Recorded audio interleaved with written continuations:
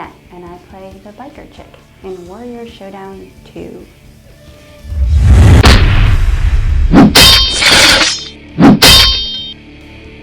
Hi, I'm Dustin Zaney, and I play the Scottish Highlander in Warrior Showdown 2.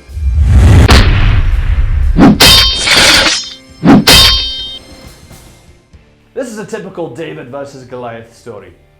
You know, if David had a pair of double C's. And then you got Goliath, who's my great to the 40th power grandson. Oh, he's a strapping boy, that one. He drank more than his fair share of scotch in his time. I was really excited to pair Kat and Dustin together because their characters are so different. And let's face it, opposites attract. So how's your first date going? It's good. Oh yeah. We both like to fight. We like blood. Yeah. We like licking. Let's get one thing straight. I wear the pants in this fight. Training was fun. It was hard because it was a weapon I'd never used before, a chain, and it has a mind of its own. So I'd be like learning a move, and then midway through the move, I'd be like, oh wait, this isn't the right move, but the chain was still in the air, so it would fall on my head. So I actually went home with a bunch of bruises. With some of the characters, people have a very specific idea of what they expect to see them fight with, like the Scottish Highlander wielding a claymore. But in the case of the biker chick, I felt like I could really have her fight with whatever I wanted. I've never seen a person fight with a chain. I am very impressed to find out this one fact about the biker broad. You're using an unusual weapon that has length, and I like length. I had never seen anybody fight with a chain before. I'm like, wow, somebody's fighting with a chain. You can just go and like bring them in. You know, they can be 5 feet away from you. If your chain's long enough, you can smack the crap out of their head. I first heard that she was going to be using a chain. I have to admit, I was a little freaked out. Oh man, I would have a hard time using this chain. I hurt him so much. Actually, I didn't get hurt as nearly as much as I thought I was going to. Kathy did an incredible job. Throughout the entire fight, I really thought I was going to get smacked, hit, cracked across the head with this chain. I got hit a few times. I think Kathy actually hurt herself a little bit more, but it was because she was like, oh, I don't want to hit him. It is one thing to work with a chain and to have to fight it, but it's just as hard, I believe, although I've never done it, to brace yourself from a chain because it's not a regular hard object. Because we learned the hard way that a chain in motion likes to stay in motion unless acted upon by a sword or someone's Dustin's head. Thank God you have so much hair, it just cushioned it. Yeah. That was actually the most fun of the choreography. Yeah, the chain's cool, the sword's cool, but the hair fight, we're like, hair all over the place. Red hair going, you don't even know whose hair it is anymore, and you see blood, and then somebody falls, you're like, oh, it's cool. I love redheads. The biggest challenge was that chain. The second hurdle to come over with the chain was how to tie each other up and move around with that chain and make it still look believable. Because there are some times when she like ties me up with the chain, but technically all I have to do is just pull my arm and the chain would fall away. She'd have to like wrap it around my wrist. I'd have to grab onto it to make it look like it locked and then continue the fight while still holding on to the sword. So my goal for the biker chick was to arm her with a weapon that could be used in some really unexpected ways. And I feel like we achieved that. The favorite thing about my warrior is probably her heart. I think that a lot of people, when they first saw the biker chick, you know, on the poles, was like, who's that? She's not a real warrior. But I think of all the warriors, she's one of the gutsiest, and she loves a brawl, and she loves to fight. And I think that while I was fighting, you know, I was laughing a lot, and I was cheering. Even when I got hit, I would be like, this is fun. So that persona of that character in the fight was fun, because a lot of times when you fight, you're fighting for your life. But for my character, she's fighting for the thrill of it. So it was really fun to be able to fight and show that you're enjoying it. My favorite thing about the Scottish Highlander is working with that huge claymore. It's an awesome weapon, a gigantic weapon to use, and it's so much fun to use it in a different way than you would normally use, like say a broadsword or a smaller weapon. The weapons that we get are from a gentleman named Tony Swatton, and he does swords for every movie out there that has swords in it. And it was beautifully balanced, really fun to work with.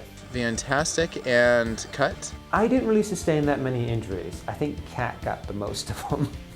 When we choreographed the end of my win in the fight, he was down on the ground. It was really dusty and really hot. And I was supposed to like stomp on his head kind of a little bit, look like I'm kicking him. And I kicked all this dust right into his mouth because I wasn't even thinking. He was like, a couple of times actually in the fight, I fell on my butt, and it was so real because I actually did fall that they just used it in the fight. There were some times when Kat and I had to get like in really close proximity to each other, and we'd like accidentally bump, or we'd accidentally like hit our heads, and we'd just start giggling. All right. I know, I need to try to do it without a grin on my face. Yeah. Cutting. I got involved in Warrior Showdown 2 because I was lucky enough to be in Warrior Showdown 1 as the Amazon warrior, and I died a very quick, early death to the assassin who reigned over all of the fights. So at least I lost to somebody worthwhile. And then they asked me back, TJ and Natalie, and I was very happy to do it. I was a part of Warrior Showdown 1. I was the pirate. And I had such a great experience working with him in that project when he said, I'm thinking about doing Warrior Showdown. Can I be in it? I was so excited to get in. I wanted to be involved. When I learned that my opponent would be the Scottish Highlander, I was excited because I love Braveheart, but I was more excited when I found out it would be Dustin because he's an amazing fighter. I've worked with him for a while, and he's a really, really good person to work with and very talented and very hardworking. So I knew we were going to have a very interesting and fun fight, and I was excited. Working with Kat was a wonderful experience. She's very professional, very dedicated, and very easy to work with. When I first heard that I was fighting the biker chick, my first reaction was like, yes, easy win. But then I saw Kat's outfit, and I was like, damn it, I'm gonna lose. Then I started reading the things online, and I was like, yes, Yeah, you're gonna win. I'm gonna win. I was a little bit distraught that online all of these people were kind of throwing the biker chick under the bus. Kat really brought campaigning to a new level. She's appearing on podcasts, passing out biker chick buttons at Comic-Con, but my favorite thing that she did was she got some help from our friend Brian and put together a campaign video. Biker chick's gonna go down for the count against the Celtic warrior, right? They're like, oh, she's not a real warrior. Her chain can't go faster than a broadsword. She doesn't even know what fighting is like. Who is she? Just because she's hot doesn't mean she can fight. She's just stupid. You know, all these insults. So I asked TJ if I could put a response up to all my non-fans. He's like, Absolutely. so I choreographed a little fight with my roommate at the time. She can't fight like a Scottish Highlander. Who would vote for her? Just a retard would, right? The leather would slow her down. Wind drag. How's that leather gonna stop a sword? Well, if you calculate the wind speed of the leather against, the fact that Scottish Highlander doesn't have anything under his kilt, he can move faster. And I just come in and wail on him and beat him up, and then at the end I'm like, yeah, you should have voted biker chick. Shit, I'm gonna lose. So it was really fun. I had a lot of fun making it. But then when I put it up, people were like, yeah, so what? I'm still voting for Scottish Highlander. Now a bunch of prepubescent teens are going to be leaving negative comments for the biker chicks in hopes that this hottie will show up at their house and rough them up a bit. She's the underdog, so I really want her to get through this first round to show all these non-believers, yeah, what were you talking about? If my character does not win, she's gonna hunt them all down and take a chain to their heads. I would find myself in a bit of a quandary. On the one hand, I love killing. On the other hand, I love winching. So I went down to a shop down in Hollywood and bought the leather corset, and I showed up. And I remember I was like, would this work? And you guys, Natalie and TJ were like, yeah. And then Natalie goes, gosh, only Kathy would have a leather corset lying around. And I was like, I really wanted to be like, no, I don't actually. I bought it for this so I could get viewer votes. But I was like, yeah, that's me. I have a leather corset. And I remember the day that we were doing all of the promo shots for the costumes, and Kathy did hers first. And then I came in the next day to shoot mine. First thing TJ says as I come in through the door, Nice knowing you, bro. so what everyone wants to know about the Scottish Highlander is, what do I wear underneath my kilt? And I don't actually think I'd want to see that. But you have a kilt that people want to see up, so we're equal. Woo! Actually, no, I know I don't want to see that. After I found out that I was going to get kicked in the balls multiple times and get my own sword lifted up my butt crack, And there beheld for them to view beneath his Scottish skirt was a lot of padding. Because something that a lot of people may not know is when you're rehearsing, there's a difference in adrenaline when you hear action and the camera's on you.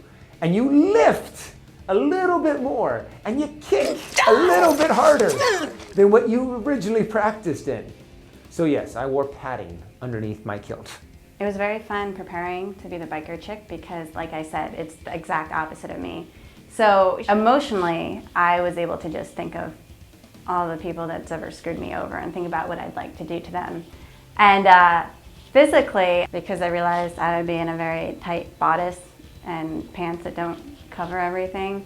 So I did work out more than usual, even with training on top of that. Scottish Highlander, scene 1, E, take 2. Not to be outdone by Kat, Dustin enlisted the help of the Celtic warrior to prepare him for the fight in a campaign video of his own. Granda, what are you doing here? It's training day, boyo. You've been dead 800 years. If you're gonna beat this wee lass, it's time for you to get into shape. 2 things you've got to learn. 1, she's gonna go for your fruits. And 2, never underestimate the value of a reckless headbutt. No man should ever have to fight in pants. There is one similarity between that biker broad and my great to the 40th power grandson. They're both used to having something powerful between their legs. Her bike is penis.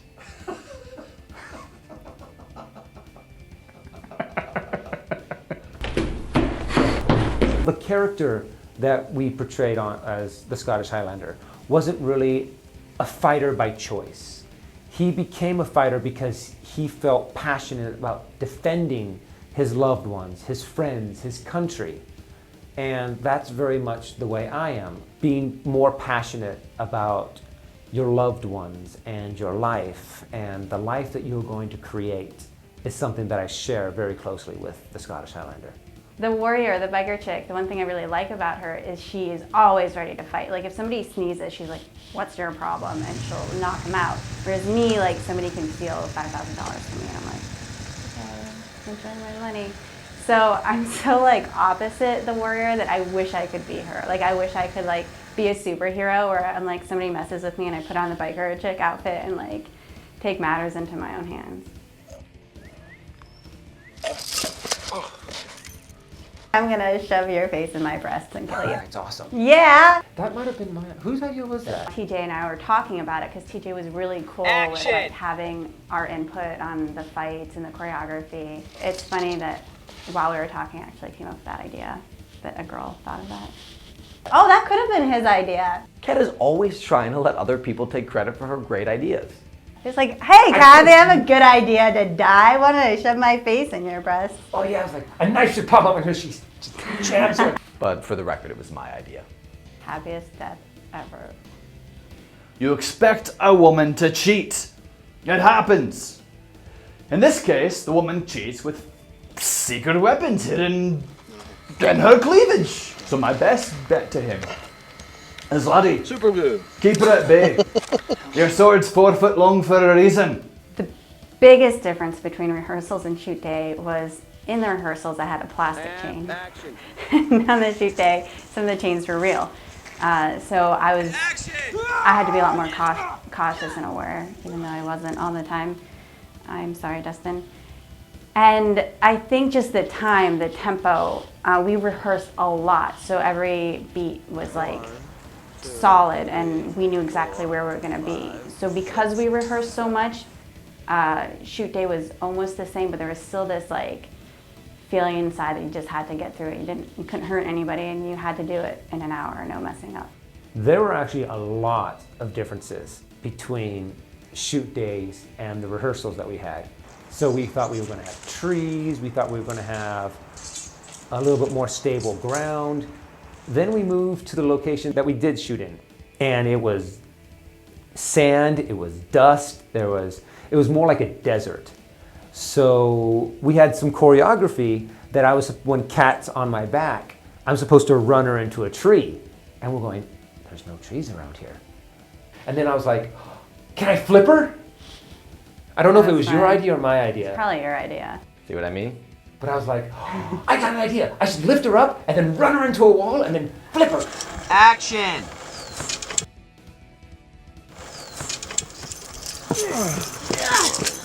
Great! And so we had to change the choreography a little bit, fix it to where it did work. We even actually showed up on another day because we wanted to work with the surroundings, especially because, like you said earlier, we had planned on running me into a tree. And we were like, okay, we have to make sure that we are rehearsing in this location, on this ground, so when it comes to shoot, we can nail this thing. The online debate over this fight has been fierce, and it bears repeating. In Warrior Showdown, it doesn't matter who would, should, could win in real life. But I'm like the rasky underdog, so it actually, in real life, I don't know who would win. The whole, well, yeah, lack of honor, so any hit is a good hit. Yeah, where you'd be like, I can't hit a girl, and I'd be like, you. She's a girl, she cannot be trusted. They always go straight for the fruits every time. I have a whole biker gang that in real life, if you put a hand I've on got me, a whole bunch of would go, Scottishmen. yeah, Scotsmen behind me. They're all drinking. That makes him even more violent. Well, I'm drinking too. I'm a biker chick. So then that kind of cancels each other out, even though That's right. You wear a skirt, I wear the pants. Then that means I win. That's what you have. You have someone who brawls on a daily basis, who goes out and picks a fight because they like to fight, as opposed to someone who is going to war and is forced to fight. Someone who enjoys combat and who enjoys the bloodlust and just takes pleasure in sometimes beating the living crap out of someone. Warrior Showdown blurs the lines between the people who view the content and the people who create it. Voters make a direct contribution to the narrative by determining who lives and who dies. I so badly want to move on to the next round because I also am finding out who I'm fighting in the next round. And all the people who have been like, those two would never meet in real life, that's not a real fight. The next one is 100% historically accurate. Either I'd be fighting an English knight or I'd be fighting a Viking. Both of those people are historically accurate. And I would actually prefer the Viking, only because I love his big hammer. There's so many awesome characters in Warrior Showdown 2 that I would want to fight, from the hero of legend. The samurai would have been an awesome opponent. The Viking, the knight, the secret agent. All of these are incredible characters. And being able to just pick one that I would like to fight. Valkyrie! Honestly, I kind of wanted to go up against the Valkyrie too. Maybe it can be a 3-on-3 fight, but Okay. maybe it can be 3 of us fighting against each other. I always thought it would be really cool. Or someone that has like a special ability. I guess the Valkyrie kind of has like a special ability too, when she was able to call the thunder. A very Unique fight. Look at that, we both speak at the same time. We both like want Valkyrie. That's an abomination to God and man alike. This biker broad must go down. With our fight, we had to make sure that we knew it incredibly well. All the ins and outs, all the little things that might go wrong. Since TJ wasn't actually there, he was getting into makeup for the werewolf. That his assistant director, Azim, was directing our fight. And there was one part where I backhand Kat right after she hit me with the chain. And we did that shot over and over, and I was starting to get really frustrated because I was like, come on, this is a simple backhand. I should be able to get this. And we just found out later that Azim was looking into the wrong camera. Awesome, cut. Something that I've got to say about TJ is that I've done a lot of projects where someone has tried to be the director, choreographer, editor, producer. TJ does an amazing job with being able to shift from one job to another, and he does it. He's incredible at it. And he knew all of our fights. On top of that, like all these levels of work that he was doing, he also knew choreography. Elbow, other hand. Elbow, uppercut, groin kick, back bend. But we did know that my corset would be a problem because I kept popping out. So we'd go through all these different, possible solutions, making it tighter. And TJ had the great idea of double stick tape. But yet there's even things that double stick tape can't contain. Can I smack him? I think I would actually like to be Hero of Legend, just because having all of the gadgets and all the tools that he had, and that endless bag was just really cool. I think other than the beggar chick, I really like the secret agent because I would like to be a secret agent in real life. As for outside of Warrior Showdown 2, I would be the bride. TJ and Natalie created such awesome intros for each one of our characters. Just like you can't have a musketeer without a musket, you can't really have a biker chick without a bike. And it was really fun because I'd take it over to my friend's house and say it's like guys, and I'd be like, look at me riding that bike all sexy in the leather, and they'd be like, oh yeah, that's hot. And I'm like, yeah, that was a body double. And they're like, really? I'm like, yeah, my dude roommate. And like, oh! And they would get really upset that they were checking out the legs of my roommate, Brian, who actually, you can see his face now that you're very familiar with his thighs in leather. He was a roommate that was in my campaign video. He's the guy I beat up. So it was fun. When I was dragging the chain away, like we had set it up so that when he throws his sword in, it was like a close-up and he didn't actually have to do it. But so many times, we had practiced it so much and he was so diligent in his practice that he would just, I'd be walking away, in the middle of the fight and he'd just be, and it would land right in the middle of like the third ring every time. It was pretty cool. That's how like specific we got. I remember the very first time that we were filming it, I was like, I got it! Okay, hold on, go back. I could have slapped him. He did the perfect take, first try, and then he goes and ruins it. It's fights like this that get me really excited about Warrior Showdown because it's just so out there. I have an incredible amount of appreciation for Kat and Dustin and the level of creativity and energy and commitment that they brought to this fight. It's really a shame only one of them can move on. What are you doing sitting here and talking with the enemy? What do you mean? Dude, I'm an actor. You're my grandson! Oh, whoa, careful, man. You got him right in his lucky charms. My lucky charms. Not so lucky. Oh. If I Your get first there. date with Match.com is over. How was it? You know what? I don't think we're working out. So look for me on Match.com. Profile Biker Chick. Your first date on Match.com is over. How was it? It'll be a memorable one. Well, that's not what she said about you. I guess she was just a little bit more memorable than I was. Okay. I'm Catherine Annette, and I'm Dustin Zaney, and this is your behind-the-scenes look at Warrior Showdown 2. bringing history to life and ripping its nuts off and shoving them down its throat. Yay! You're so excited about that. She's like, yay, ripping nuts off.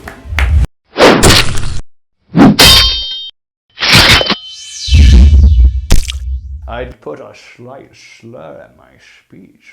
I'd lean in close to her and I'd say, hey, lady, how about you and I go repopulate the ginger race? Yeah!